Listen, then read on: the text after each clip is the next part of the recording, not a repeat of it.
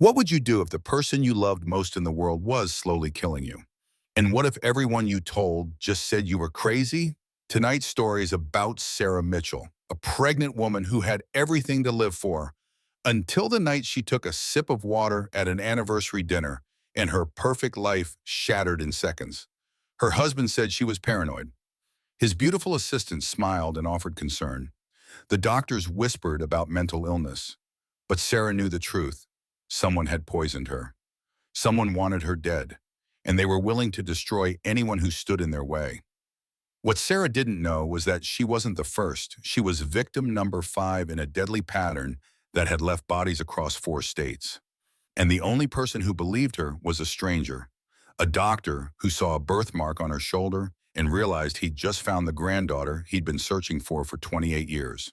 This is a story about poison and truth, about gaslighting and survival, about a woman who refused to let them take her baby, even when they locked her up and told her she was insane. If you've ever been told you're imagining things when you know you're not, this story is for you. Stay until the end, because the way Sarah fights back will leave you breathless. And if this story moves you, please hit that like button, drop a comment telling me what you think, share it with someone who needs to hear it, and subscribe so you never miss these powerful true-to-life dramas. Now let's begin. The fluorescent lights of St. Catherine's Hospital emergency room cast harsh shadows across the white linoled floor. It was 11:47 at night, and Dr. Richard Monroe had been on shift for 13 hours. At 65 years old, most surgeons his age had retired to consulting positions or teaching roles, but Richard couldn't imagine leaving the ER. Saving lives was all he had left. Incoming! A nurse burst through the double doors. Pregnant female, 32 years old, grand mal seizure, ETA 2 minutes. Richard moved with practiced efficiency, his hands already reaching for gloves. 40 years of emergency medicine had trained him to compartmentalize emotion, to see patients as puzzles to solve rather than people with families and futures. It was the only way to survive in this profession. The ambulance screamed into the bay. Paramedics rushed through the doors with a gurney, and Richard's trained eye immediately assessed the situation. The woman was seizing violently, her pregnant belly visible beneath a thin emergency blanket. 7 months along, he estimated. Maybe more. What do we have? Richard's voice cut through the chaos. The senior paramedic, a man named David, rattled off vitals while they transferred the patient to the ER bed. Found collapsed at a restaurant. Witnesses say sudden onset. Started with dizziness, then full seizure. Pulse is erratic. Husband says she has psychiatric issues. Richard's eyes narrowed. In his experience, when a husband led with psychiatric issues rather than medical history, something was wrong.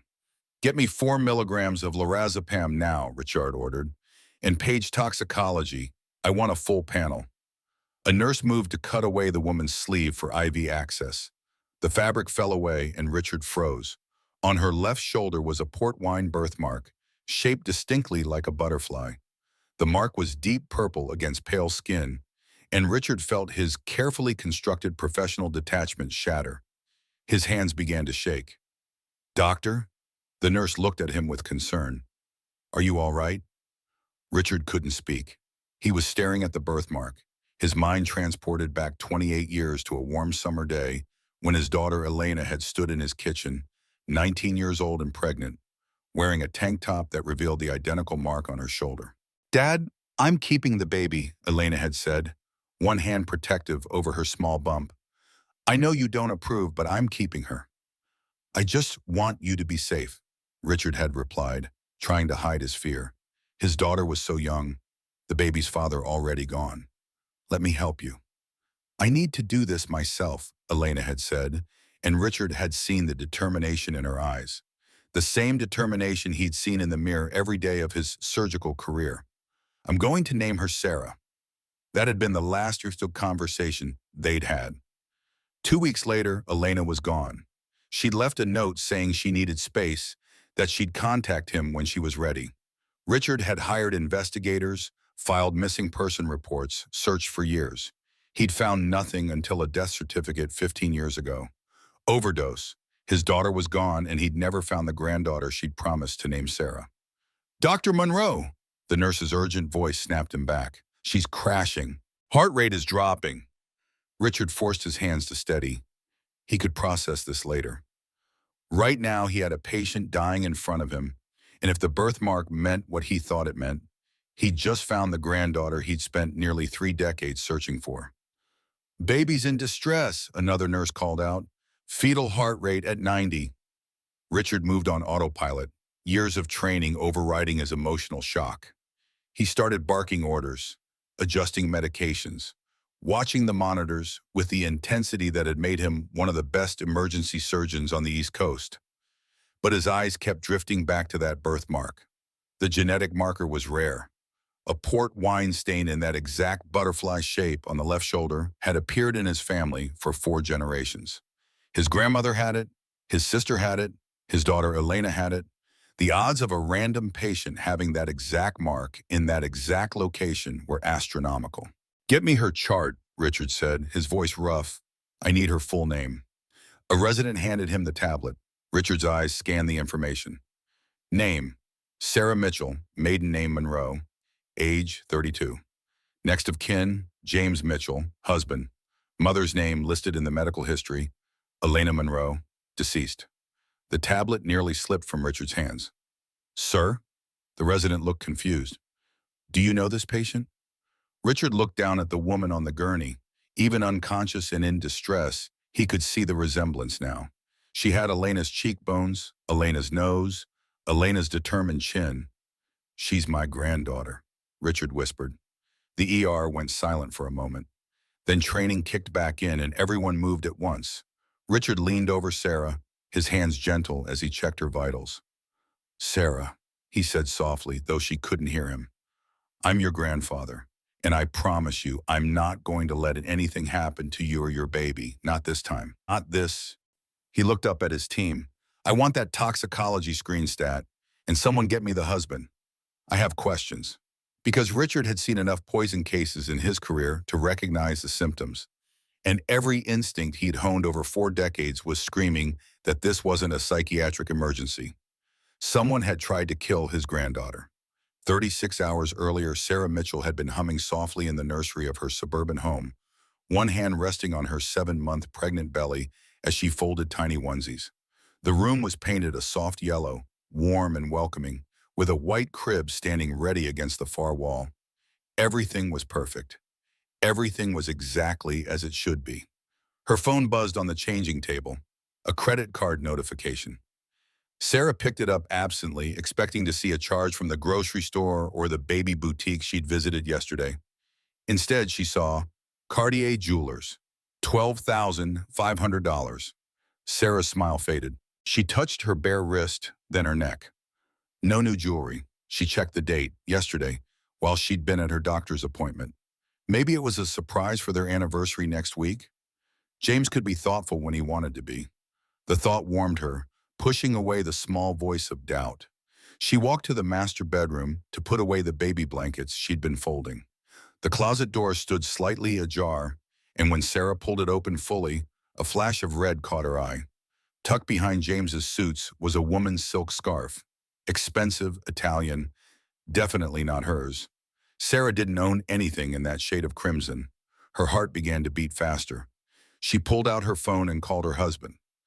Sarah, I'm in a meeting. James's voice was clipped, annoyed. I found a receipt for a Cartier bracelet I never received, Sarah said, keeping her voice steady. And there's a woman's scarf in your closet that isn't mine. Jesus Christ, here we go again. Oh, James sighed heavily.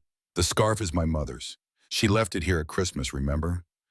And the bracelet is being resized. It's your anniversary present. Can you not do this pregnancy paranoia thing right now? I'm not being paranoid, Sarah protested. I'm just asking. You are being paranoid. Dr. Wilson said the hormones would make you emotional. This is exactly what she warned us about. Take your prenatal vitamins, rest, and stop inventing problems. I'll be home late.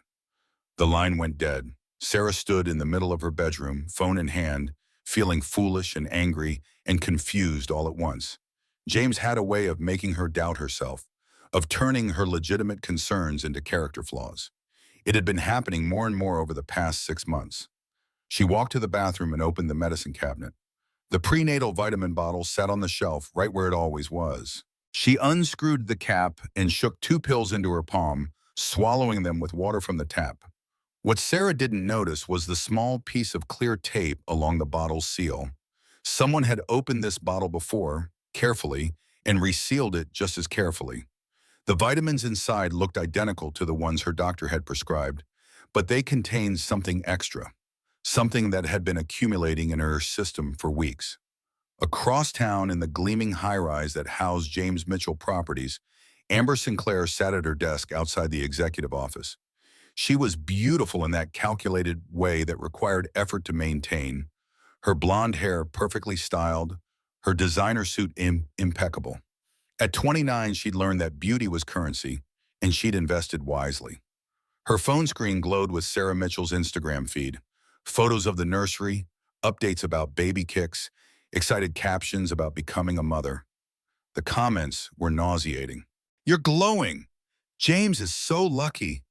Can't wait to meet baby Mitchell." Amber's perfectly manicured fingers scrolled past them all, her expression cold. The office door opened, and James emerged, loosening his tie. "She called about the bracelet," he said quietly. Amber stood, smoothing her skirt. "And? I handled it. Blame pregnancy hormones. You need to be more careful." Amber moved closer, her voice dropping to a whisper. "If she gets suspicious before we're ready—" "She won't," James cut her off. "I've been laying the groundwork for 6 months. Her therapist has documentation of emotional instability. Her friends have all noticed her forgetfulness. When it happens, no one will question it." Amber smiled, a cold expression that never reached her eyes. "When what happens, James?" "When she has her unfortunate accident." James met her gaze steadily. "My clever boy." Amber reached up to touch his face. "But accidents sometimes need a little help." She opened her designer purse and pulled out a small glass vial. Inside were tiny white pills, innocuous looking. "Oleander extract," Amber explained, holding the vial up to the light. "Microdoses over time. It accumulates in the system, causes cardiac arrhythmia, seizures, looks exactly like pregnancy complications, and it's untraceable after 48 hours. James took the vial, examining it. "You've done this before." It wasn't a question, and Amber didn't deny it. "I know how to solve problems." "And after?" "Hours?" James asked. "After she's gone?" Amber stepped closer, her body against his. "Sir, you're a tragic widower, a single father who needs support. I'll be there for you. We'll wait a respectable amount of time, then we can be together. You, me, and your daughter." "I want her gone," James said flatly. "But I keep the baby."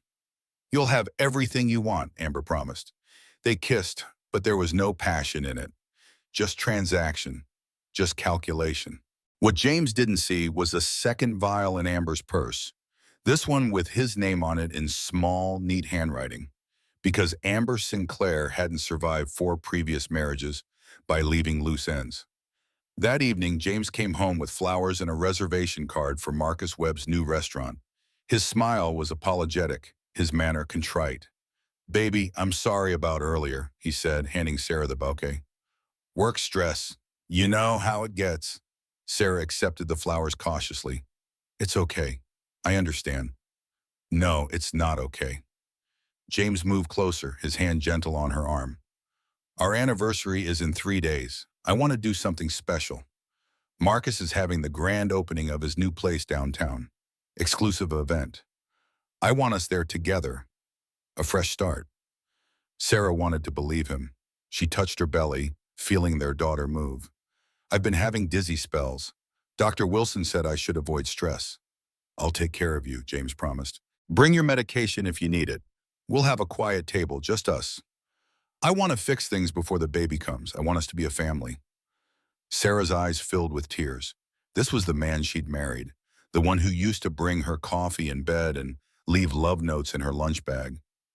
Maybe the stress of impending fatherhood had been affecting him too. "Okay," she said softly. "Fresh start." James pulled her into a hug. Over her shoulder, his face was completely expressionless. Rachel Green sat in her small apartment, scrolling through social media with a glass of wine that had gone warm in her hand. She'd been staring at the same photo for 10 minutes. Sarah, glowing and pregnant, standing in a yellow nursery with her hand on her belly and a smile on her face. They'd been best friends since college, inseparable.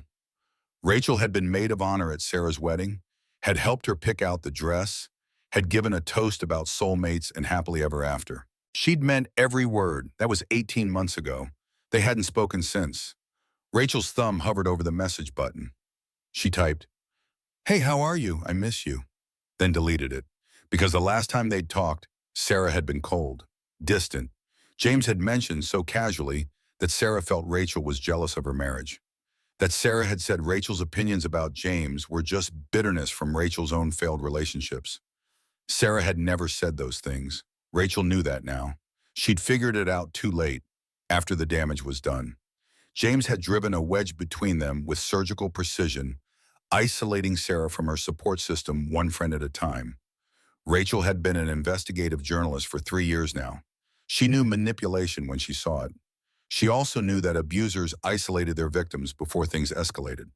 She looked at Sarah's smile in the photo and felt her stomach turn. "I should call her," Rachel whispered to her empty apartment. But fear held her back. Fear that Sarah wouldn't believe her. Fear that James had poisoned that well too thoroughly. She closed the app and poured the wine down the sink. Tomorrow, she'd reach out tomorrow. She wouldn't know until much later that tomorrow would be too late. Marcus Webb stood in the kitchen of his new restaurant, Luminare, watching his staff prepare for the grand opening. He should have been excited. This was the culmination of years of planning, his name finally on something legitimate. Instead, his hands were shaking as he answered James's call. "Everything's set for Friday night," Marcus said quietly, glancing around to make sure no one was listening. "Amber confirmed?" "She'll be there," James replied. "Play it natural, business dinner. Make it look coincidental that we're there too." "And the server?" Marcus's voice dropped even lower. "Maria Rodriguez will be working your section. She's perfect. Undocumented, scared, won't talk even if she sees something. I made sure she got assigned to your booth." "James, if this goes wrong, it won't." James's voice was cold. "You're in too deep now, Marcus. That gambling debt doesn't just disappear. And Amber's investor money for your restaurant, that depends on your cooperation." Marcus felt sick. He'd gotten in over his head with the wrong people, and James had offered a lifeline. Except the lifeline came with strings, and those strings were wrapped around a pregnant woman's neck. "I don't want anyone to die," Marcus said desperately. "Then make sure you play your part right," James said and hung up. Marcus looked around his beautiful new restaurant. It was supposed to be his fresh start, his redemption. Instead, it was going to be the scene of a murder. In his office at St. Catherine's Hospital, Dr. Richard Monroe sat alone in the dark. On his desk was a file folder he'd looked at 1,000 times. The label read, "Elena Monroe, missing persons, case closed." Inside were dead ends, cold trails, a daughter who'd vanished 28 years ago, leaving only a single letter. "I had a baby girl. I'm naming her Sarah. I'm so sorry, Dad. I need to do this alone." Richard had searched for years, hired private investigators, filed missing person reports in every state, found nothing until 15 years ago when a death certificate surfaced. Overdose. His baby girl, gone at 34. He'd never found the granddaughter. Sarah. The name haunted him. Richard picked up the photo on his desk. Elena at 18, laughing at the camera, her butterfly birthmark visible on her shoulder. She'd been so beautiful, so full of life, and he'd failed to protect her. "I'm sorry I couldn't find you, sweetheart," he whispered to the photo. "I'm sorry I couldn't save you." He didn't know that in less than 36 hours, he'd meet the granddaughter he'd searched for.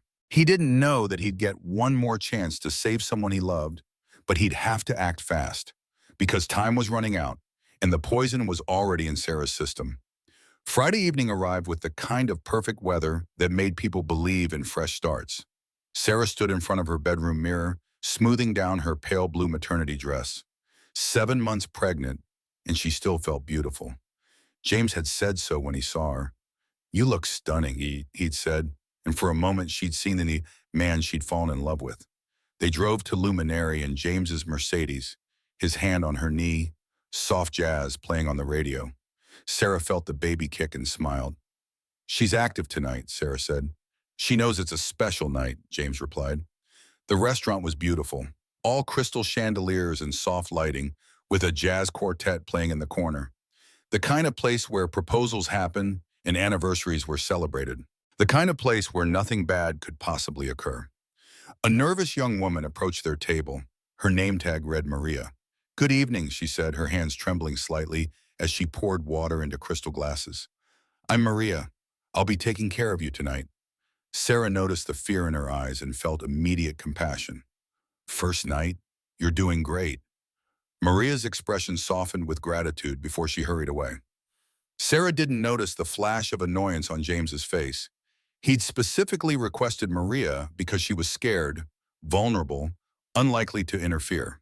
Sarah's kindness was complicating things.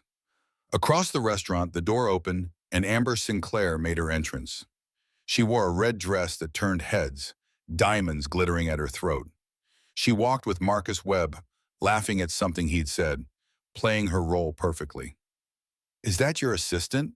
Sarah asked, following James's gaze. "Amber, she's here with Marcus. Business dinner." James's voice was carefully neutral. Sarah felt something cold settle in her stomach. The way Amber moved, the confidence in her stride, the expensive jewelry, the Cartier bracelet on her wrist. Marcus spotted them and waved, his smile too bright. "James, what a coincidence." They approached the table, Amber's face lighting up with fake surprise. "Sarah, oh my God, you look amazing," Amber gushed. "I had no idea you'd be here." "Anniversary dinner," James explained, keeping it low-key. "How romantic." Amber's smile was sharp. "Marcus, we should let them have privacy." "Nonsense," Marcus said, his voice just a bit too loud. "Join us. We've got that big booth. Plenty of room." Sarah wanted to refuse. Every instinct screamed at her to say no. But if she did, James would use it as proof of her paranoia. Amber and Marcus were already moving toward the larger booth, and Sarah found herself trapped. They settled in, Sarah between James and Amber, surrounded. "How are you feeling?" Amber asked, her hand touching Sarah's arm. "Pregnancy must be so exhausting." "I'm managing," Sarah said carefully. "I just can't imagine. Being responsible for another life, so much pressure, so many things that could go wrong." Amber's words hung in the air like a threat disguised as concern. James cut in quickly. "Amber, let's not talk about complications." "Oh, I'm sorry." Amber's hand flew to her mouth. "I didn't mean to worry you. I'm sure everything will be fine." She patted Sarah's hand. "You're in such good hands."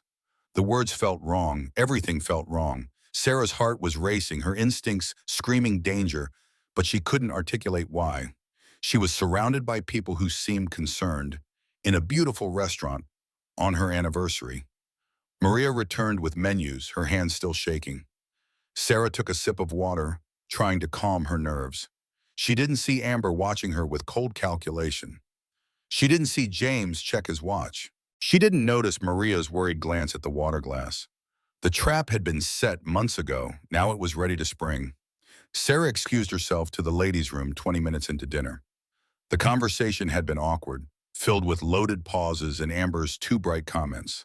Sarah needed a moment to breathe, to collect herself, to figure out why every cell in her body was screaming that something was wrong. In the bathroom, she splashed cold water on her face and stared at her reflection. Her skin looked pale under the fluorescent lights, and there were shadows under her eyes that hadn't been there this morning. "You're being paranoid," she told her reflection. "James is right. It's just hormones." Her phone buzzed. A text from an unknown number. "Ask your husband about the bracelet receipt. It wasn't being resized. It's on Amber's wrist right now." Sarah's hands went cold.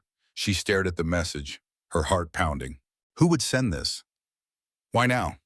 She deleted the text and walked back to the table, her eyes immediately finding Amber's wrist. There it was. The Cartier tennis bracelet, diamonds catching the light. $12,500 worth of jewelry that was supposed to be Sarah's anniversary gift. Sarah sat down slowly, her breath shallow. Amber noticed her staring and smiled. "You okay, sweetie? You look pale." "That's a beautiful bracelet," Sarah managed. "Isn't it?"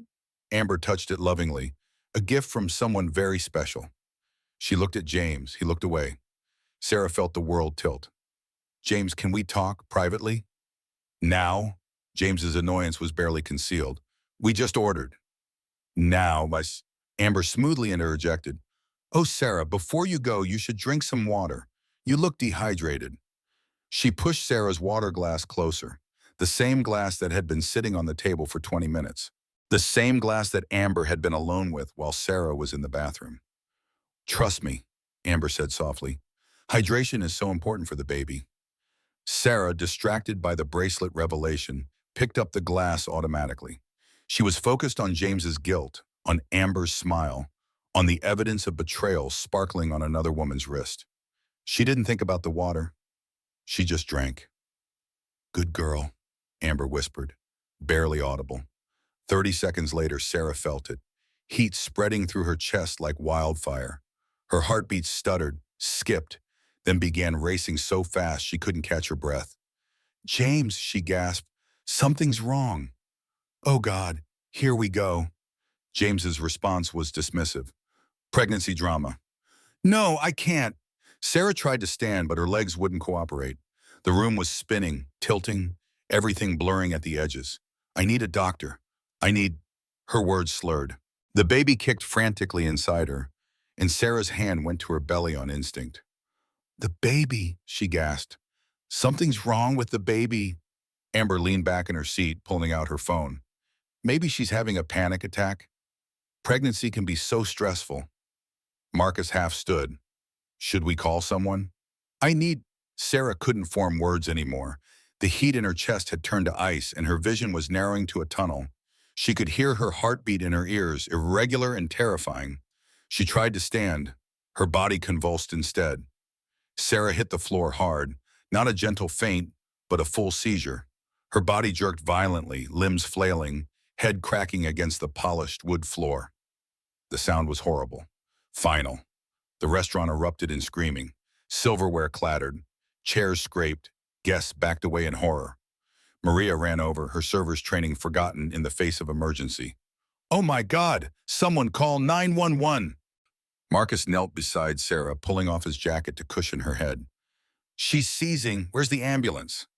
James stood above them, phone to his ear, his voice calm and controlled. Yes, my wife collapsed. She's pregnant. She has a history of anxiety and panic attacks. She's been non-compliant with her psychiatric medication. Every word was a lie. Sarah had no psychiatric history, but James had been preparing this narrative for months, planting seeds with therapists, creating documentation, building a false medical history that would explain this exact scenario. Maria turned to another server. Get ice! Check if there's a doctor here. A man stood from a table across the room. I'm a cardiologist. Let me through. He pushed past the crowd and knelt beside Sarah, checking her pulse, his face growing grim. Pulse is erratic, the cardiologist said. Possible cardiac event. This isn't a panic attack. She's been unstable, James insisted. Pregnancy hormones. She gets emotional, anxious. She's done this before. The cardiologist looked up at him sharply. Sir, this is a medical emergency. Her heart is in serious distress. Sarah's body jerked again. Foam appeared at her mouth, and the baby kicked so hard it was visible through her dress. A ripple of movement across her belly, desperate and frightened. Maria was crying. The baby. Oh God, the baby. Amber stood slightly apart from the chaos, her phone raised, filming. So tragic, she murmured to her camera. Some women just can't handle pregnancy. The paramedics arrived within 8 minutes. The senior medic, David, took control immediately. Everyone back! Give us space! He knelt beside Sarah, checking her vitals while his partner prepared the backboard. Ma'am, can you hear me? My name is David. You're going to be okay. Sarah's eyes fluttered. She was trying to speak, her lips moving soundlessly. David leaned closer. What? What are you trying to say? Poison, Sarah managed barely a whisper. She poisoned me. What did she say? David looked up at the crowd. James stepped forward quickly, phone in hand. She's delirious. She has psychiatric issues, paranoid delusions. He showed his phone screen to David. A medical alert app displayed, Sarah Mitchell, anxiety disorder, medication non-compliant, History of paranoid episodes. All fake. All created months ago for exactly this moment. Sir, we need to transport now, David said. Baby's heart rate is dropping fast. They lifted Sarah onto the gurney. Her hand fell limply off the side, and Maria watched with tears streaming down her face. As they loaded the ambulance, Maria pulled another server aside. I saw something, she whispered. That woman in the red dress. When Mrs. Mitchell went to the bathroom, I saw her at the table. She did something to the water glass, took something from her purse. The other server looked scared. Should we tell someone? I don't know, Maria said. Maybe I'm wrong. Maybe I just thought I saw. We need to go. The paramedic's shout cut through her uncertainty. Amber touched James's arm as he moved toward the ambulance. You should ride with her. Look concerned. James started to protest. Look, concerned. Amber's voice was steel beneath the sweetness. James climbed into the ambulance. As the doors closed, he looked back at Amber. She was smiling. The ambulance screamed through the city streets, sirens wailing. Inside, David worked to stabilize Sarah while James sat in the corner, his phone in his hand. He wasn't calling family. He was texting Amber. How much did you give her? The response came immediately. Enough, it's done. James deleted the text. Sarah seized again, and David shouted to his partner. We're losing her. Drive faster. In the emergency room bay at St. Catherine's Hospital, Dr. Richard Monroe was reviewing charts when the call came through. Dr. Monroe, a nurse ran up to him. Incoming, pregnant female, 32, grand mal seizure, possible cardiac event. Richard moved immediately, years of training overriding his exhaustion. He was at the bay doors when the ambulance arrived, watching as they rushed the gurney through. What do we have? Richard asked, his hands already reaching for gloves. David rattled off vitals. Sudden onset at a restaurant. Husband says psychiatric issues, medication non-compliant. I asked for her history, not his story, Richard cut in. Give me facts.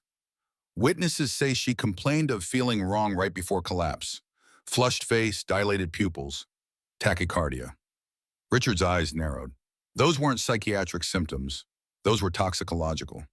They transferred Sarah to the ER bed, and Richard began his assessment. Get me labs, tox screen, fetal monitor, now. A nurse moved to cut away Sarah's sleeve for IV access. The fabric fell away. Richard saw the birthmark and froze. Port wine stain, butterfly shape, left shoulder, exactly like Elena's. The room seemed to tilt. Richard gripped the bed rail to steady himself. Doctor? The nurse looked at him with concern. Richard forced his voice to work. Patient's name? Sarah Mitchell. Maiden name? The nurse checked the chart. Monroe. Sarah Monroe. Raised in foster care. Her mother's name? Richard's voice cracked. I need her mother's name. James pushed forward. What does that matter? Treat her. Richard ignored him.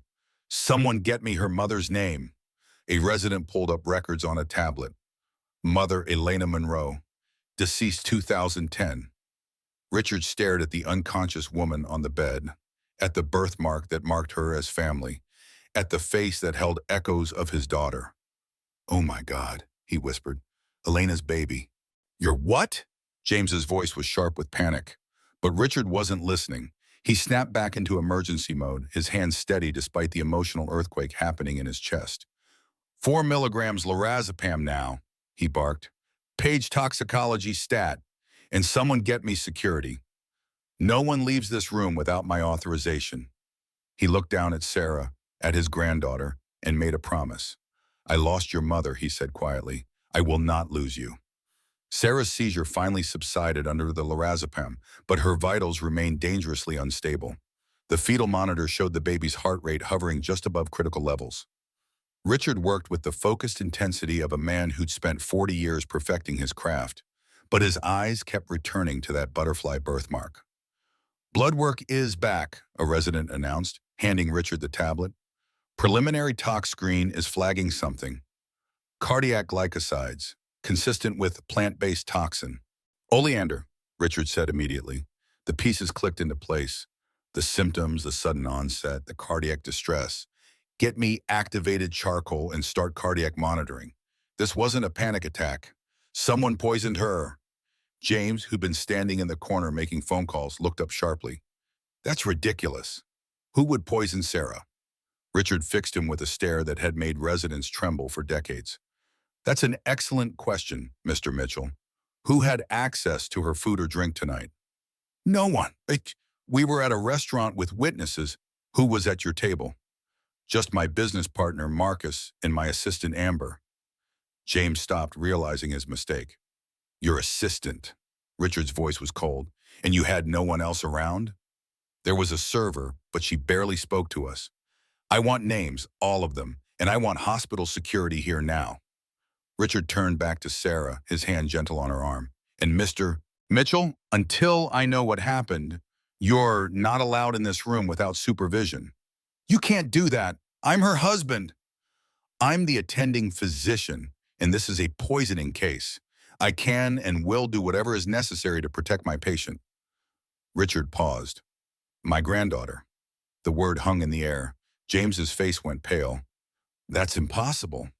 Richard pulled out his phone, showing James a photo of young Elena, the butterfly birthmark clearly visible. Her mother was my daughter, Elena Monroe. She disappeared 28 years ago after getting pregnant. She sent me one letter saying she'd had a baby girl named Sarah. Then I never heard from her again. He gestured to Sarah's birthmark. That's a hereditary marker. 4 generations in my family. The odds of a random patient having that exact mark in that exact location are astronomical. Add in the name, the age, the mother's identity. Richard's voice shook with barely controlled emotion. That's my granddaughter, and someone tried to kill her tonight. James backed toward the door. I need to call my lawyer. You do that, Richard said. From the waiting room, security. 2 guards appeared. Richard gave them clear instructions. Mr. Mitchell is not to enter this room without my explicit permission. He can wait, but he doesn't come near my patient. As they escorted James out, Richard finally let himself look at Sarah, really look at her. She had Elena's delicate features, but there was strength there too. The same determination he'd seen in his daughter. I'm sorry I wasn't there for your mother, he whispered. I searched for so long, but I'm here now, and I promise you, whoever did this will answer for it. Over the next 6 hours, Richard barely left Sarah's side. He monitored every fluctuation in her vitals, consulted with toxicology, and coordinated with the obstetrics team about the baby. At 3 in the morning, when Sarah's condition finally stabilized, he allowed himself to sit down. A nurse brought him coffee. Dr. Monroe, you should rest. Dr. Patterson can take over. I'm not leaving her. Richard's voice left no room for argument. At 6 in the morning, Sarah's eyes finally opened. She blinked at the bright lights, confused and disoriented. Her hand immediately went to her belly, and Richard saw the panic in her eyes. The baby, Sarah croaked, is my baby. Your baby is okay, Richard said quickly, moving to her bedside. Heart rate is stable. You're both going to be okay. Relief flooded Sarah's face, followed immediately by confusion. What happened? You were poisoned. Oleander extract. You collapsed at the restaurant. Sarah's eyes filled with tears. I knew it. I knew something was in that water. But James said I was paranoid, and everyone looked at me like I was crazy. You're not crazy, Richard interrupted gently. I believe you. Sarah stared at him. In her entire adult life, those 3 words might have been the most important anyone had ever said to her. Why, Mary? She whispered. You don't even know me, darling. Richard hesitated, then sat down beside her bed. I need to tell you something. It's going to sound impossible, but I promise you it's true. Over the next 15 minutes, he told her everything. About Elena, about the letter, about 28 years of searching. He showed her the photo of her mother, watched tears stream down Sarah's face as she recognized herself in the young woman's features. I grew up thinking I had no family, Sarah said, crying. The foster system, group homes, I was always alone. You're not alone now. Richard took her hand carefully. You have me, and I'm not going to let anyone hurt you ever again. Sarah squeezed his hand, and for the first time in months, she didn't feel afraid. Then her face changed. James, where's James? In the waiting room, under security supervision. He was part of it. Sarah's voice was flat, certain. The bracelet on Amber's wrist, The way he kept saying I was paranoid, he wanted this to happen. Richard wanted to argue, to say she couldn't know that for certain. But he'd seen too many abuse cases, too many murders disguised as accidents. And he'd seen the way James had reacted to the poisoning diagnosis. We'll prove it, Richard said. The tox screen shows oleander. That's evidence. Will it be enough? Richard didn't answer because he didn't know. Detective Lisa Torres arrived at the hospital at 8 in the morning, summoned by Richard's call to the police. She was a 42-year-old homicide detective with 15 years on the force and a well-earned reputation for skepticism. Dr. Monroe, she shook his hand in the hallway. You reported a suspected poisoning. Not suspected, confirmed.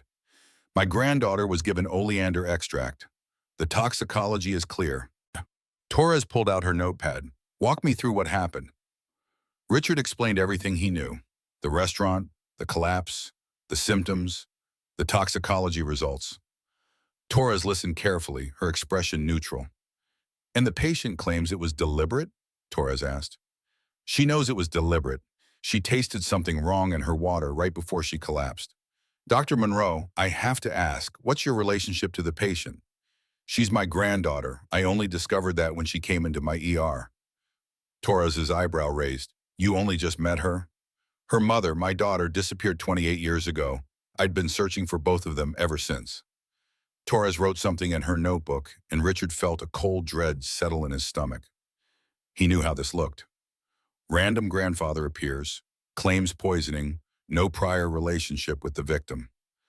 I'd like to speak with Mrs. Mitchell, Torres said. They went into Sarah's room. Sarah was sitting up in bed, one hand on her belly, looking exhausted but alert. Torres introduced herself and sat down. Mrs. Mitchell, can you tell me what happened last night?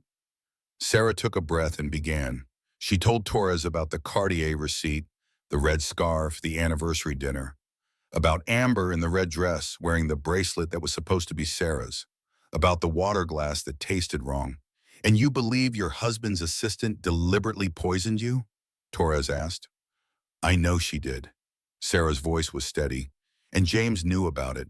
He's been telling everyone I'm mentally unstable for months. He's been building a story to explain why I might, her voice cracked, why I might die. Torres wrote everything down, but her expression remained skeptical. Mrs. Mitchell, these are serious accusations. Do you have any proof beyond the poisoning itself? The tox screen shows that you ingested oleander, yes, but it doesn't prove who gave it to you or that it was deliberate. For all we know, you could have accidentally consumed something contaminated. At a high-end restaurant, Richard interjected, oleander doesn't just appear in food. I'm not saying it's likely, doctor. I'm saying we need more than toxicology to prove attempted murder. We need witnesses, evidence, motive. The motive is obvious, Sarah said. James wants me gone so he can be with Amber. They've been having an affair. Can you prove the affair? Sarah hesitated. The bracelet? Jewelry isn't proof of an affair. It could be a business gift, a thank you present, anything. I need concrete evidence. Sarah felt hope slipping away. So you're not going to investigate? I didn't say that. Torres stood. I'll interview everyone who was at the restaurant last night. I'll check surveillance footage. I'll do my job. But Mrs. Mitchell, you need to understand that poisoning cases are incredibly difficult to prosecute. We need a clear chain of evidence showing who had opportunity, means, and motive. Right now, all we have is the poisoning itself. After Torres left, Sarah turned to Richard with tears in her eyes. She doesn't believe me. She's being cautious, but she's going to investigate. Richard tried to sound more confident than he felt. And if she doesn't find proof? If there are no witnesses? Richard had no answer to that. Across town in Amber's sleek downtown apartment, she and James were having a very different conversation. She's alive, James said, pacing, and that doctor knows about the oleander. Calm down. Amber was filing her nails, completely unconcerned. Knowing and proving are two different things. The police are going to investigate. Let them investigate. What will they find? You and I having a business dinner with Marcus. Sarah getting ill. Tragic pregnancy complication. Nothing connects us to anything. The toxicology will show oleander in her system, yes, But not how it got there. I was very careful, James. I've done this before, remember? James stopped pacing and looked at her. Really looked at her. How many times? Amber smiled. Does it matter? Jesus Christ, how many? Sarah makes 5. Amber examined her nails. Well, 4.5. She's not dead yet. James felt sick. And their husbands? Gone, all of them. Once I got what I needed. She looked up at him, her eyes cold. You were going to be number 5, utterly. Once Sarah was dead and we were married. Give it a year or two, then you'd have a tragic accident. I'd inherit everything. You're insane. I'm practical and very, very good at this. She stood and walked to him. But you've been helpful, so I might keep you around. As long as you stay useful. James backed away from her. I'm calling my lawyer. You do that. But remember, if I go down, you go down with me. We're in this together now. After James left, Amber made a phone call. Marcus, it's time to activate the backup plan. The toxicology came back positive, so we need to discredit Sarah completely. Call your cousin at the hospital lab. I need him to do something for me. She hung up and smiled. Everything was going according to plan. The next morning, Rachel Green was at her desk at the Tribune when her phone buzzed with a news alert. Local woman hospitalized after collapse at restaurant opening. She clicked on the article and felt her heart stop. Sarah Mitchell, wife of prominent real estate developer James Mitchell, was rushed to St. Catherine's Hospital last night after collapsing during dinner. Mrs. Mitchell, who is 7 months pregnant, is listed in stable condition. Mr. Mitchell declined to comment, citing his wife's privacy. Rachel grabbed her coat and ran. She arrived at the hospital 45 minutes later, breathless and terrified. At the nurse's station, she asked for Sarah Mitchell's room. Are you family? The nurse asked. I'm her best friend. Rachel's voice broke. Please, I need to see her. The nurse looked sympathetic. She's in room 412, but you should check with your husband first. Her husband is the problem, Rachel said, and walked past before the nurse could stop her. She found Sarah's room and knocked softly. A man's voice called, Come in. Rachel entered to find Sarah sitting up in bed, looking pale but alive, and an older man sitting beside her. The family resemblance was subtle but unmistakable. Rachel. Sarah's eyes widened. What are you doing here? I saw the news. I came as soon as I could. Rachel moved to the bedside, tears streaming down her face. I'm so sorry. I should have reached out sooner. I should have. You couldn't have known, Sarah said softly. I did know. I knew something was wrong. James was isolating you, and I let him. I believed his lies about you being jealous or bitter or... Rachel broke down. I'm so sorry. Sarah reached out and took Rachel's hand. It's not your fault. He's good at manipulation. Richard introduced himself and briefly explained the situation. Rachel listened with growing horror. He tried to kill you, she said flatly. That bastard tried to kill you and your baby. And we can't prove it, Sarah said. The detective said we need witnesses, evidence. We have toxicology, but that's not enough. Rachel's journalist instincts kicked in. Then we find evidence. I'm an investigative reporter. This is what I do. She pulled out her phone by Joaquin. I'm going to that restaurant. Someone saw something. Someone always sees something. Rachel, you don't have to. Yes, I do. You're my best friend. I failed you once. I'm not failing you again. Rachel spent the next 48 hours interviewing everyone who'd been at Luminare that night. Most people remembered the dramatic collapse, but little else. They'd been focused on the emergency, not on what led up to it. Then Rachel found Maria Rodriguez. The young server was working the lunch shift when Rachel approached her.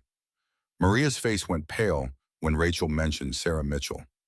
I can't talk about that, Maria said, glancing around nervously. Please, a pregnant woman was poisoned. You saw something, didn't you? Maria's eyes filled with tears. I have children. I cannot. I don't have papers. Mr. Mitchell, he said if I talk, he will call immigration.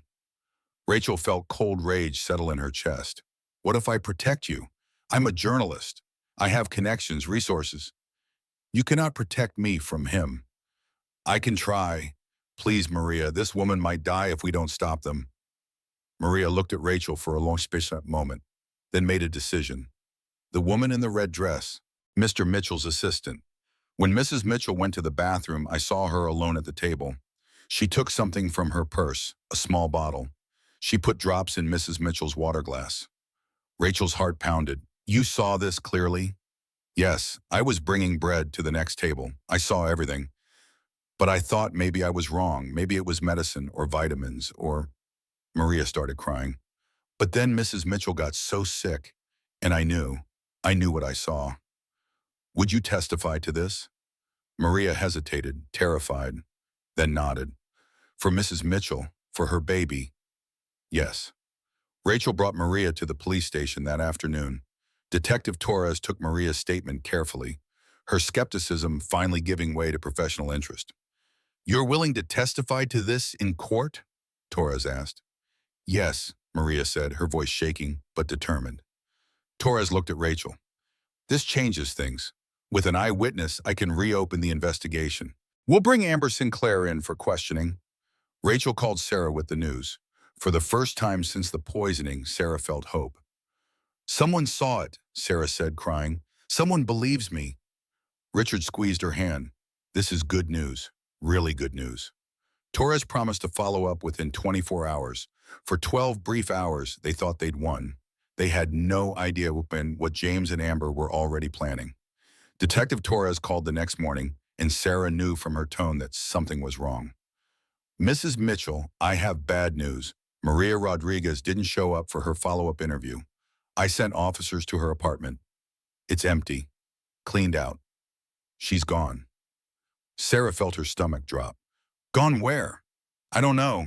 No forwarding address, phone disconnected. It's like she vanished overnight. Someone got to her, Rachel said. She was on speakerphone in Sarah's hospital room along with Richard. I can't prove that, Torres said carefully. What I can tell you is that this morning I received an email from Maria's account. She recanted her statement, said she misremembered due to stress and doesn't want to be involved. She didn't write that, Sarah said immediately. She was threatened. Probably, Torres agreed, but I can't force her to testify. Without her statement, I don't have enough to move forward with charges. After Torres hung up, Rachel started digging. It took her 6 hours to piece together what happened, and when she did, she felt physically sick. She showed up at Sarah's hospital room that evening with a folder full of documents. James called ICE, Rachel said without preamble. He reported an undocumented worker at Marcus's restaurant. They raided the place yesterday morning. Maria was taken into custody along with her 3 children. Oh God, Sarah whispered. Those children. They're all in a detention center in Texas, separate facilities. Maria will be deported within the week. Rachel's hands shook with rage. James destroyed her life to keep her quiet. Richard stood up, his face dark with anger. That's obstruction of justice, witness intimidation. The police can charge him.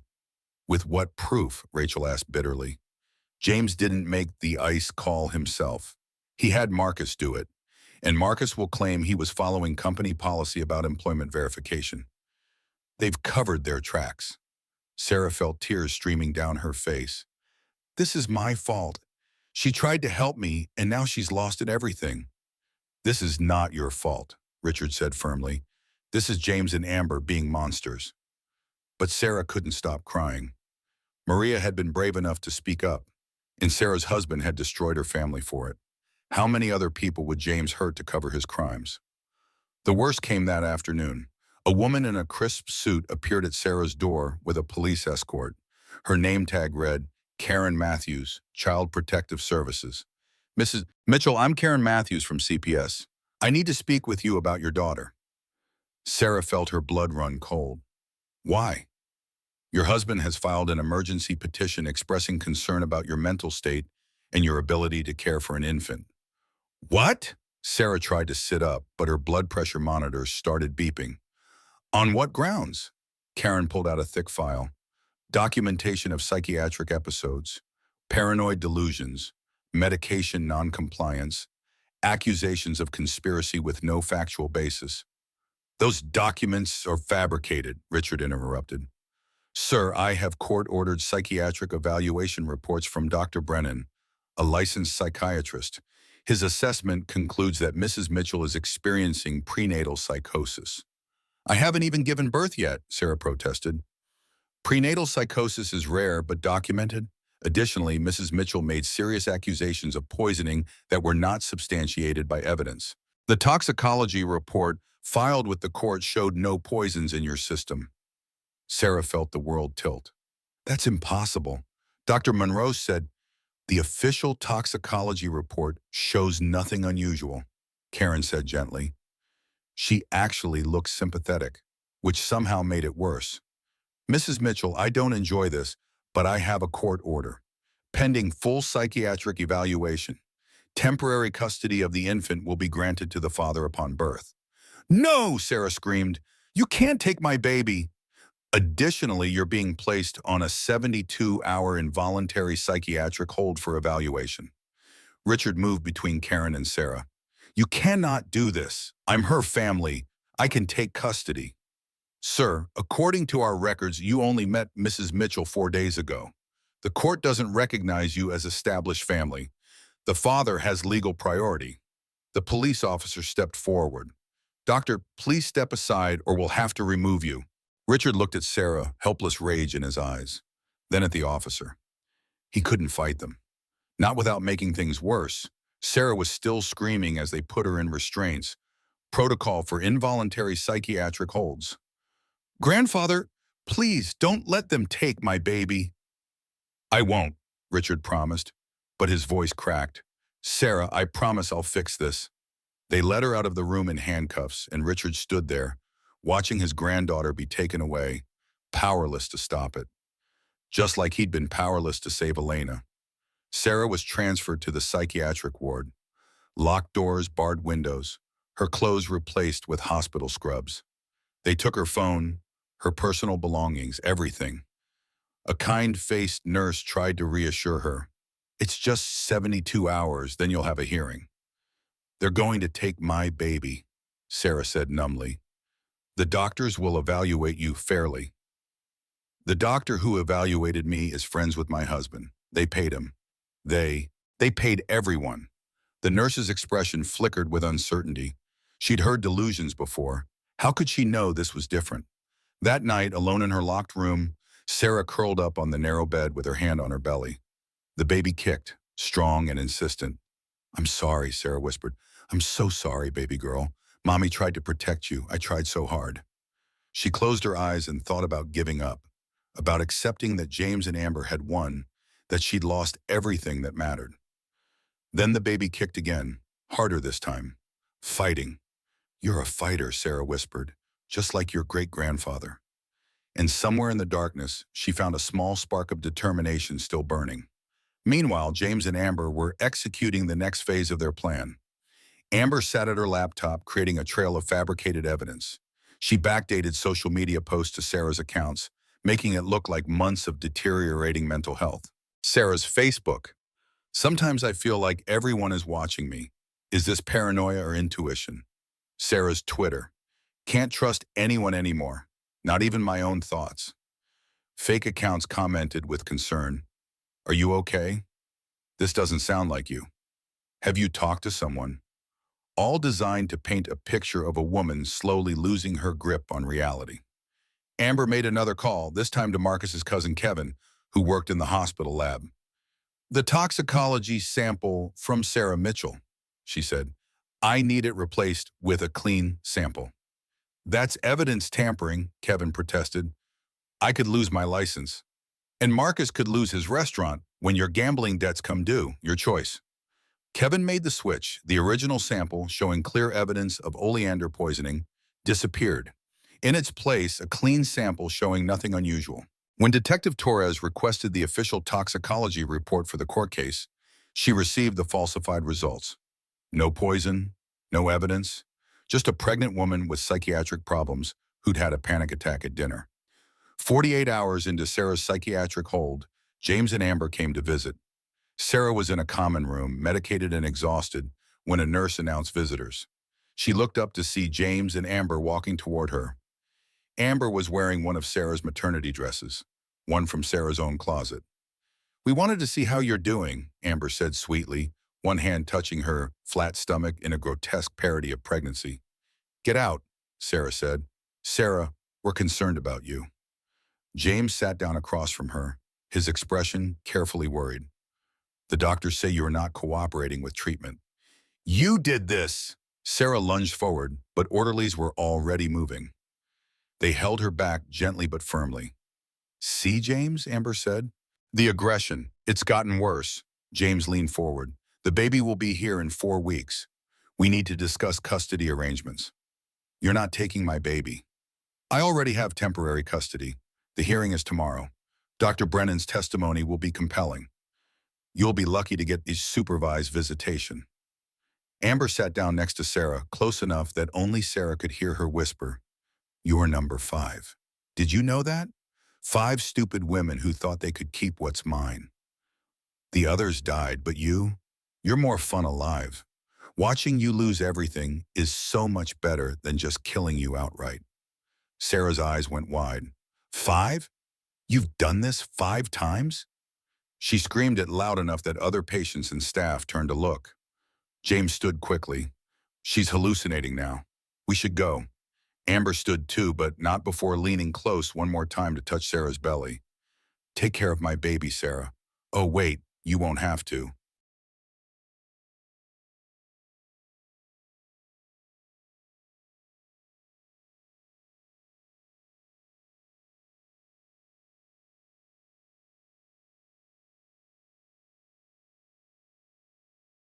She'll be mine in 4 weeks. They left. Sarah collapsed, sobbing while nurses and orderlies tried to calm her down. Her screaming about 5 women and serial killer only reinforced the narrative of paranoid delusions. This was the absolute bottom. Sarah had lost her freedom, her credibility, and soon she would lose her daughter. There was nowhere left to fall.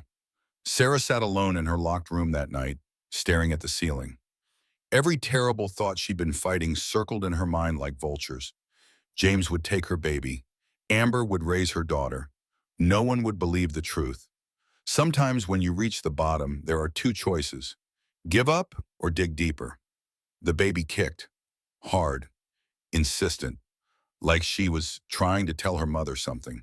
Sarah put both hands on her belly. You're fighting, she whispered. You're not giving up, are you? Another kick. Your great-grandfather didn't give up either. He searched for my mom for 28 years. He never stopped. Sarah sat up slowly. And I'm not going to stop fighting for you. She thought about Amber's whispered confession. 5 women. That wasn't paranoia or delusion. That was a pattern. Serial predators made mistakes because they got confident, and confidence bred carelessness. Sarah had been thinking like a victim. She needed to start thinking like a survivor. The next morning during her psychiatric evaluation, Sarah changed tactics completely. Dr. Brennan sat across from her with his notepad. How are you feeling today, Sarah? Better, Sarah said calmly. I think you're right. The stress of pregnancy made me see conspiracies that weren't there. I can see that now. Brennan's eyebrows raised slightly. That's significant progress. I want to get better. For my baby. I'll accept treatment, medication, therapy, whatever you recommend. Perfect, compliant, cooperative. By afternoon, they reduced her restrictions. She earned phone privileges. She called Richard. Richard had been working around the clock. The moment Sarah was taken, he'd started fighting the system. Lawyers, judges, petitions. But every door slammed shut. James had laid his groundwork too well. When Sarah called, Richard was in a lawyer's office, getting nowhere. Grandfather, Sarah's voice was steady, stronger than he expected. I need you to do something for me. Anything. Amber told me I'm her 5th victim. Find the others. There has to be a trail. Richard felt hope surge. Sarah, that's brilliant. I can't fight from in here, but you and Rachel can fight from out there. We will, Richard promised. We'll find proof. He called Rachel immediately, and they began to dig. Rachel Green had access to databases most people never knew existed. She started with Amber Sinclair's background and hit a wall almost immediately. Amber Sinclair didn't exist before 5 years ago, Rachel told Richard over the phone. No birth certificate, no school records, nothing. Assumed identity? Has to be. Let me check variations on the name. She searched for Jennifer Sinclair, Amy Sinclair, every permutation she could think of. Then she tried Jennifer Hartwell, thinking about maiden names, and found something. Jennifer Hartwell, Boston, age 26. Rachel read, executive assistant to tech CEO David Palmer. She married him 8 months after his wife Christine died of a medication overdose. When was this? 2020. David Palmer died of a heart attack 18 months after marrying Jennifer. She inherited everything. Then she disappeared. Rachel kept digging. Jessica Hart in Chicago, 2018. Amy Hartford in Miami, 2016. Different names, same pattern. 4 cases, Rachel said, her voice shaking. 4 wealthy men, pregnant wives who either died or were institutionalized. The husband marries the assistant within a year. Then the husband dies within 2 years of the marriage. And the assistant inherits everything and disappears, Richard finished. Sarah's number 5, but James doesn't know he's next on her list. Richard felt cold certainty settle over him. We need one of the previous victims to testify, someone who survived. Rachel was already ahead of him. Christine Palmer, Boston. She didn't die. She was institutionalized, lost custody of her kids, but she's still alive. I found her. Rachel flew to Boston the next day.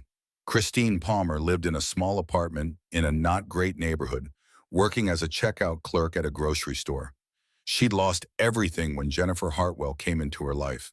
Rachel knocked on her door at 6 p.m. Christine opened it with the wariness of someone who'd learned not to trust anyone. She was 41 but looked older, her eyes carrying the weight of trauma. Christine Palmer? My name is Rachel Green. I'm a journalist, but I'm not here for a story.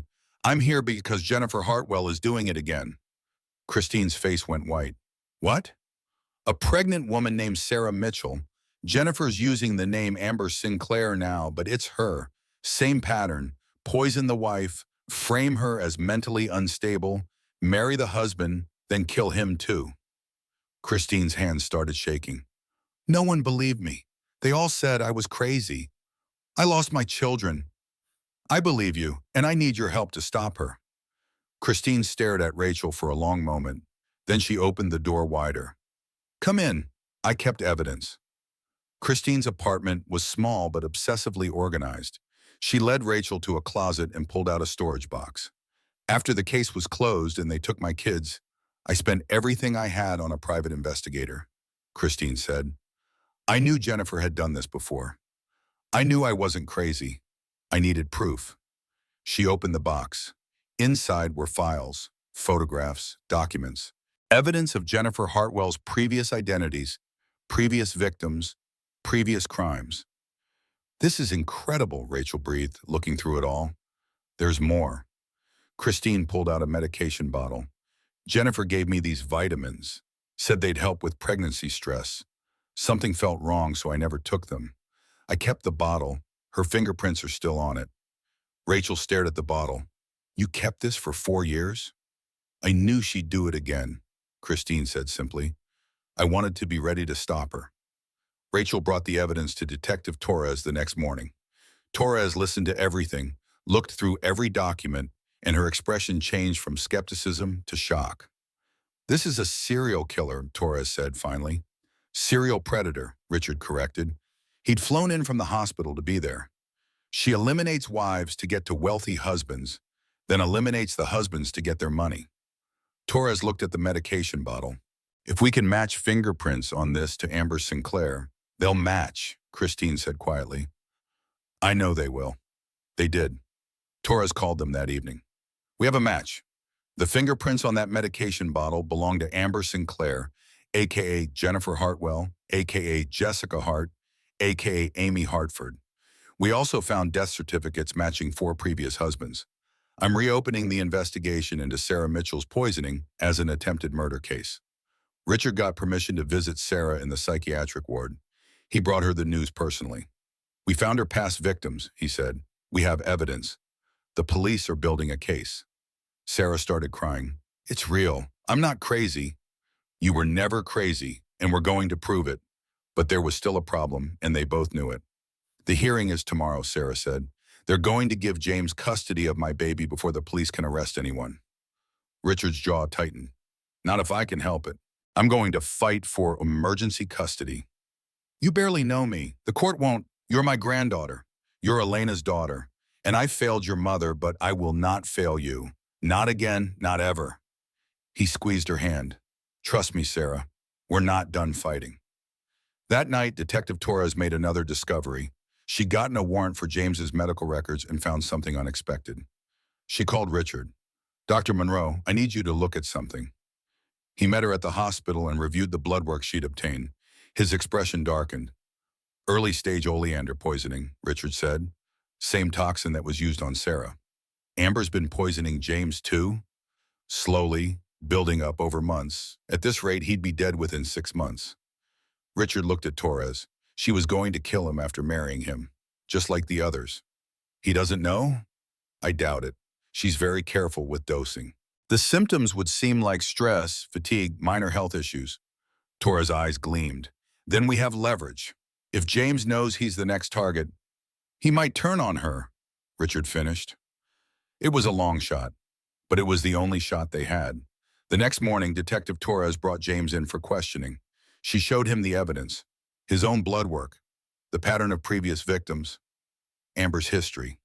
You're being poisoned, Mr. Mitchell, Torres said bluntly. Amber Sinclair has done this 4 times before.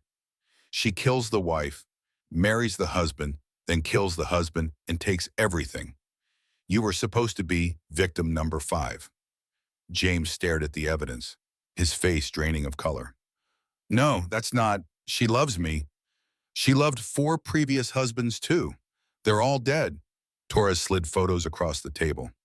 David Palmer, heart attack. Thomas Grant, accidental overdose. Robert Hayes, stroke. All within 2 years of marrying Jennifer Hartwell / Jessica Hart / Amy Hartford / Amber Sinclair. She told me she loved me, James whispered. She told them that too. Torres leaned forward. Mr. Mitchell, you're going to die if you don't help us. We need you to wear a wire. Get her to confess. Why would I help you? You're trying to take my daughter.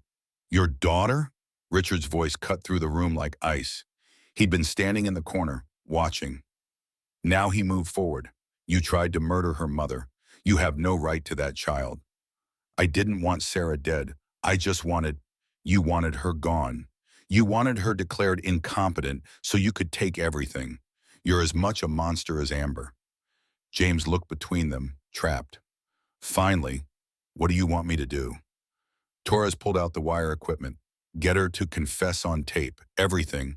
The poisoning, the previous victims, the plan. Do this and the DA will reduce your charges. You might see freedom again before you die. And if I don't? You go to prison for attempted murder, Richard said, and you die in 6 months from oleander poisoning. Your choice. James made his choice. James went home that evening wearing the wire. Police were positioned in unmarked vehicles on the street, listening to every word. Richard was with them, his hands clenched into fists, waiting. Amber was in Sarah's house, redecorating. She'd moved in 2 days ago, already playing the role of James's supportive partner. When James walked in, she was hanging new curtains in the nursery. How was the hospital visit? Amber asked without turning around. Sarah's still in the psychiatric ward. Baby will be here in 3 weeks. James kept his voice steady, fighting the urge to run. Then we can finally be together. Amber turned to him, smiling. I can't wait. No more Sarah, just us and the baby. She kissed him, and James had to force himself not to pull away. Amber, he said carefully, can I ask you something? Anything. How did you do it? The poisoning. I need to know the details. Amber laughed. Planning your next wife already? I'm just impressed. You were so smooth, so careful. How did you get the poison into her system without anyone noticing? Amber's ego, fed by 4 successful murders, took over. The vitamins, mostly. I switched them out months ago. Oleander extract in microdoses. Builds up slowly, causes all the right symptoms. Then the night at the restaurant was just a trigger dose in her water glass. And nobody suspected? Why would they? I've done this 5 times now. Sarah was actually the easiest. She's so trusting, so weak. Amber started pacing, enjoying talking about her crimes. The others fought harder. Christine in Boston almost ruined everything by keeping that stupid medication bottle, but I made sure everyone thought she was crazy. 5 times, James repeated, making sure the wire caught it clearly. The other husbands, Amber waved her hand dismissively, dead, all of them, within 2 years of marriage. Heart attacks, overdoses, accidents. Easy to arrange when you know what you're doing. And you were going to do the same to me? Amber stopped, her eyes narrowed. What? The police showed me my blower. I'm being poisoned too, have been for months. Amber's expression went cold. The police, James stepped back, suddenly very aware of how dangerous she was. Did you really think I'd just marry you after watching you kill Sarah? That I wouldn't figure it out? Amber pulled something from her pocket, a small syringe. You're wearing a wire, she said flatly. In the van outside, Torres shouted, Go! Go now! Police burst through the door just as Amber lunged at James with the syringe. An officer tackled her to the ground. The syringe skittered across the floor. Get off me, Amber screamed. He set me up! That bastard set me up! Amber Sinclair, Torres said. You're under arrest for attempted murder. Amber looked at James with pure hatred. You wore a wire after everything I did for you. Everything you did to me, James corrected. You were poisoning me. You were going to kill me. Of course I was going to kill you, Amber screamed. Did you really think I wanted to marry you? You were just another mark. Another stupid, greedy man I could use and dispose of. All of it on tape. Torres smiled grimly. Keep talking, please. 6 weeks later, the courtroom was packed. Amber Sinclair, a.k.a. Jennifer Hartwell, a.k.a. Jessica Hart, a.k.a. Amy Hartford, was charged with 4 counts of murder and 2 counts of attempted murder. The evidence was overwhelming. Christine's testimony, the medication bottle with fingerprints, the recorded confession, the trail of dead husbands. Her lawyer tried to argue coercion, diminished capacity, anything. Nothing worked. The jury took 4 hours to convict on all counts. Life without possibility of parole. James Mitchell got a plea deal for his cooperation. 12 years for conspiracy, fraud, and obstruction of justice. He testified against Amber, providing details about how he'd helped isolate Sarah, create the false psychiatric records, and plan the poisoning. Marcus Webb and lab technician Kevin Brennan were also charged as accessories. Marcus got 8 years. Kevin lost his medical license and got probation. Sarah watched the verdicts from the gallery, Richard on one side and Rachel on the other. Her hands rested on her very pregnant belly. It's over, Rachel whispered. It's over, Sarah agreed. 3 weeks later, at exactly 3 in the morning, Sarah's water broke. Richard was at her new apartment within 15 minutes. Rachel arrived 10 minutes after that. They rushed to St. Catherine's Hospital, and Richard pulled every string he had to make sure Sarah got the best care. You're doing great, Richard said, holding Sarah's hand in the delivery room. I'm right here. I'm scared, Sarah gasped between contractions. Don't be. You're the strongest person I know. You survived everything they threw at you. Now bring my great-granddaughter into the world. At 6:42 a.m., Emma Monroe Mitchell was born. 7 pounds, 4 ounces. Perfect. They placed her on Sarah's chest, and Sarah started sobbing. Hi, baby, she whispered. Hi, Emma. I'm your mom. This is your great-grandpa Richard. We're your family. We love you so much. Richard, tears streaming down his face, touched Emma's tiny hand. Hi, sweetheart. Welcome to the world. Rachel was crying too, taking photos, documenting this moment of pure joy after so much darkness. She's beautiful, Rachel said. She's perfect, Sarah agreed. Through the door, they could hear celebration from the nursing staff. Sarah had become something of a legend at St. Catherine's. The woman who'd survived poisoning, institutional betrayal, and a serial killer to bring her baby safely into the world. Detective Torres appeared in the doorway with flowers. Congratulations, she's gorgeous. Thank you, Sarah said, for believing me, eventually. Thank you for not giving up, Torres replied. Over the next few hours, more visitors came. Christine Palmer via video call, crying happy tears for Sarah's victory. Maria Rodriguez, who'd been granted asylum with Rachel's help and had returned to the city with her children. "Blessings to your beautiful baby," Maria said through tears. "Thank you for being brave," Sarah replied. "I'm sorry for everything James put you through. We are safe now. That is what matters." 3 months later, Sarah stood in the small apartment she'd rented with money from a victim's compensation fund. It wasn't much, but it was hers. No James, no Amber, no threat. Just her, Emma, and Richard, who'd cut his hours at the hospital to help with his great-granddaughter. "Like this?" Sarah asked, trying to swaddle Emma in the soft yellow blanket. "Perfect," Richard said. "You're a natural. I never thought I'd have this. A family. People who love me." Sarah looked around the modest apartment. "Or that I'd be happy in a place this small." "Size doesn't matter when it's filled with love," Richard said. The doorbell rang. Sarah tensed automatically, the PTSD still fresh. "I'll get it," Richard said gently. It was Detective Torres with updates. "Just wanted to let you know Amber's appeal was denied. She'll never get out. And James was denied early parole. He'll serve his full 12 years. "Good," Sarah said simply.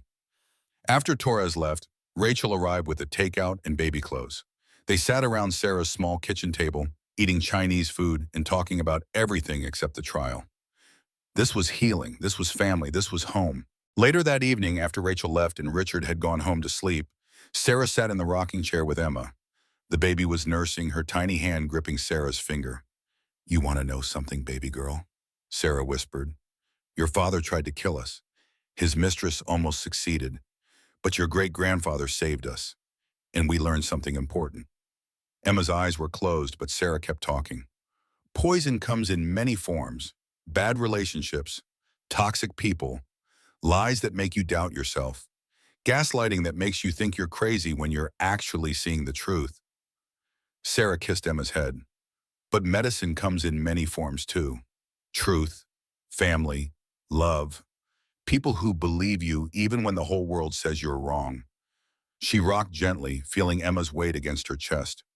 "We survived, sweet girl. That's what matters. We survived, and now we're free. And we have each other."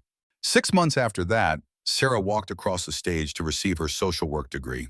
She'd finished her studies while raising Emma, determined to turn her trauma into purpose. Richard sat in the audience with Emma on his lap, both of them cheering louder than anyone else.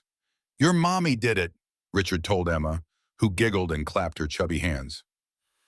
After the ceremony, Sarah announced her new job, counselor at the Elena Monroe Foundation, a nonprofit she'd founded to help domestic abuse survivors. It was named after the mother she'd never known, the grandmother Richard had lost. "Mom would be so proud," Richard said, his voice thick with emotion. "I hope so," Sarah replied. 1 year after Emma's birth, Sarah received a letter from Christine Palmer.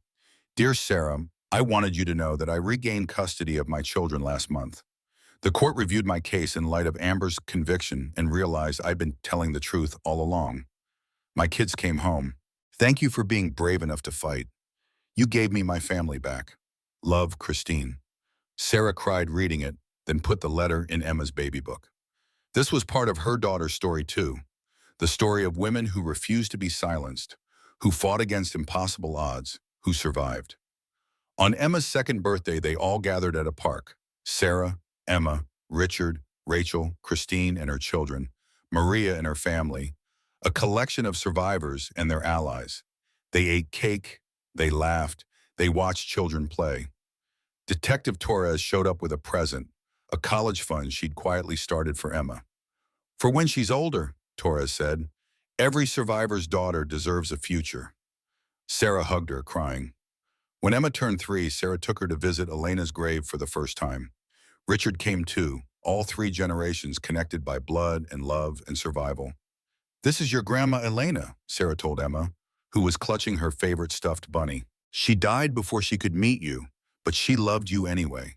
She gave me life, and I gave you life, and that's how love continues." Emma placed a flower on the grave, not understanding but sensing the importance. Richard knelt down, touching the headstone. "We found her, Elena. We found Sarah. And you have a beautiful great-granddaughter. We're a family again." Sarah put her hand on her grandfather's shoulder, and they stood there together, healing and grieving, and celebrating all at once. Years passed. James Mitchell was denied parole again in 2033. He would serve his full 12 years. Amber Sinclair died in prison in 2034. The official cause was a heart attack, but other inmates whispered that someone had finally given her a taste of her own medicine. The investigation was inconclusive. Maria Rodriguez became a citizen and watched her oldest daughter graduate from medical school.